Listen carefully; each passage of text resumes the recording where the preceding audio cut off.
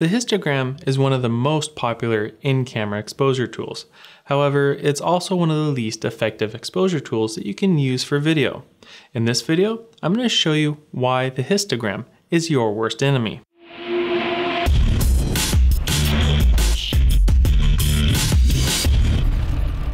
So take a look at these three histograms. By looking at these three graphs, can you tell me which one is properly exposed? If your answer is that they are all properly exposed, then you're right. Even though they are completely different, they are all correct. And that's the first reason why histograms are not a useful tool for exposure.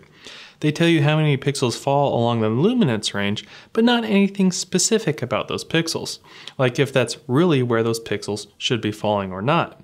There are some tricks that you can use to help you expose your image using your histogram. Like if it's darker in your scene, your histogram should be stacked more to the left. If it's a brighter scene, it should be stacked more to the right. But how much to the left and how much to the right? That's not very clear if you're only using your histogram.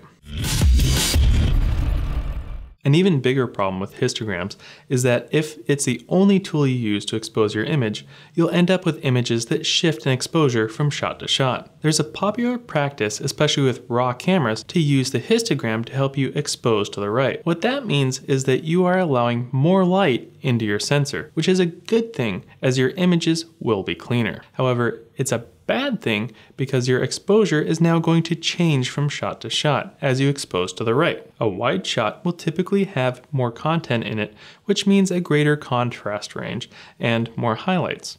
Then as you move into tighter shots, there are less highlights. So according to ETTR, you change your exposure level to compensate. This is a problem for three reasons. You now have several shots that don't match, which means you have to spend extra time in post correcting the images to match. And that's an added expense in time and in money. The second reason this is a problem is that as you adjust each shot, the noise levels will change, which can be distracting and make the scene feel less cohesive. And most importantly, in my opinion anyway, you are not communicating a specific look or vision. If your footage gets handed off to someone else to grade, which one is the look that you intended? They have multiple looks to choose from and will just choose the one that they think is best, which may or may not be what you had originally intended.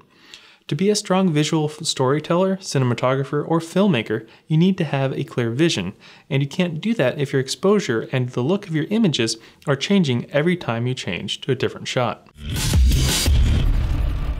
If you're working by yourself and you have the additional time to correct your images, and you like to spend that time correcting your images on a shot-by-shot basis, and you don't mind the change in noise levels, then you can keep on using your histogram.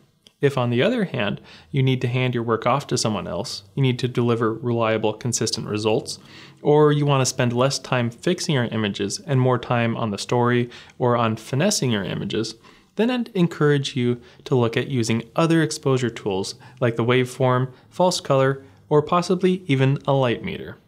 I do realize that sometimes you do get stuck using the histogram for whatever reason, which is why in the next video, I'll share with you some best practices that you can use to get consistent results when exposing using your histogram. As always, if you have any comments or questions, leave them in the comment section below, and then come join me in the next video.